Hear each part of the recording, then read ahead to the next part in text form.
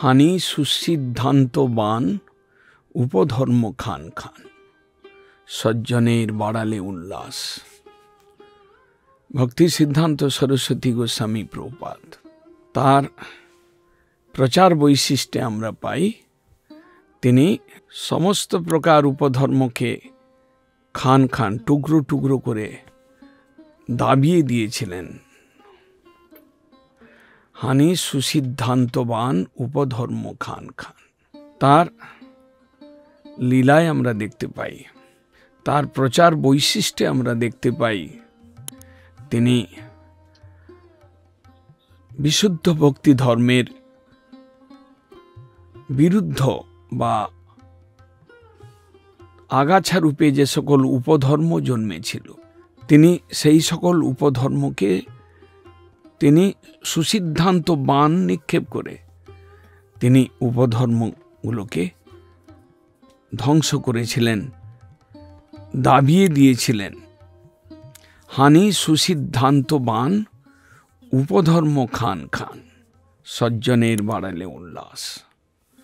তার ভাষায়, তার বক্তৃতায়, তার সিদ্ধান্তে, তার প্রচার বৈশিষ্ট্যে আমরা দেখতে পেয়েছিলাম কলির প্রারম্ভে শুদ্ধ ভক্তি ধর্মের আগাছা রূপে বহু উপধর্মের সৃষ্টি হয়, বহু ছল ধর্মের সৃষ্টি হয়। উপধর্ম অর্থাৎ ধর্মের মতো দেখতে, ধর্মের উপমা স্বরূপ যেগুলো, বা যেগুলো ভাগবত ধর্মের বিপরীত ধর্ম ছায়ারূপে সৃষ্টি হয়েছিল, সেই সকল উপধর্মকে তিনি সুসিদ্ধান্তবান ভাগবতীয় সিদ্ধান্তকে, রূপ সনাতন আদি গোস্বামীর বিশুদ্ধ সিদ্ধান্তকে দৃষ্টান্ত রূপে তুলে ধরে খান খান টুকরো টুকরো করেছেন, সেগুলোকে দমন করেছেন, সেগুলোকে সরিয়ে দিয়েছিলেন।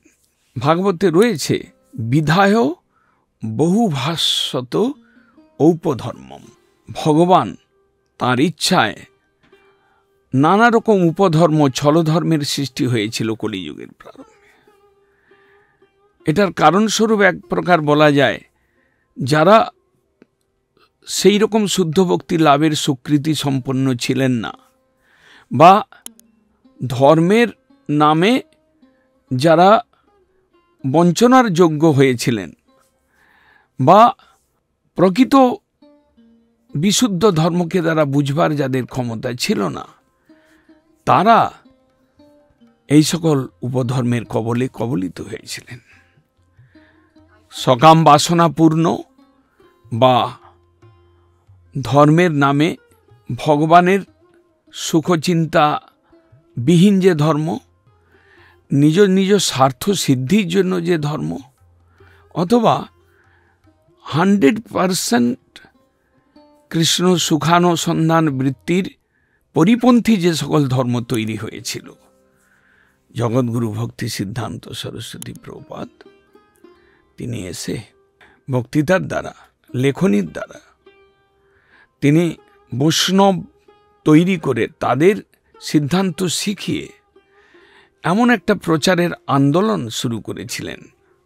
প্রায় 16 বৎসর কাল এই আন্দোলনের ফলস্বরূপ দেখা গিয়েছিল।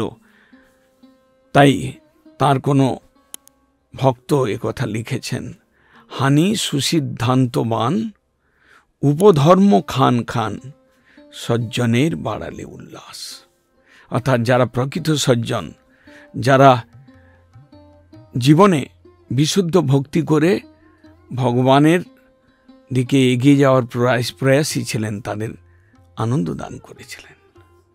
সেই প্রভুপাদ যিনি সুসিদ্ধান্তের বাণ নিক্ষেপ করে উপধর্মকে টুকরো টুকরো করে উপধর্মের যে একটা বাতাবরণ, একটা মেঘলা ভাব, সেটাকে ক্লিয়ার করেছিলেন, শুদ্ধ ভক্তির রবিকরকে তাকে প্রকাশ করেছিলেন, সেই প্রভুপাদ তিনি জয়যুক্ত হন। তাঁর 150 বর্ষ পূর্তি আবির্ভাব তিথিতে আমরা তার সেই দিব্য প্রয়াস, তার সেই নির্ভীক প্রয়াস, তারই ফলস্বরূপ আজ আমরা শুদ্ধ ভক্তির আলোক আচরণ করতে পারি বা না পারি, কিন্তু শুদ্ধ ভক্তির সিদ্ধান্তগুলোকে একটু অনুভব করতে পারছি। তাই শিল প্রভুপাদ জগৎগুরু ভক্তি সিদ্ধান্ত সরস্বতী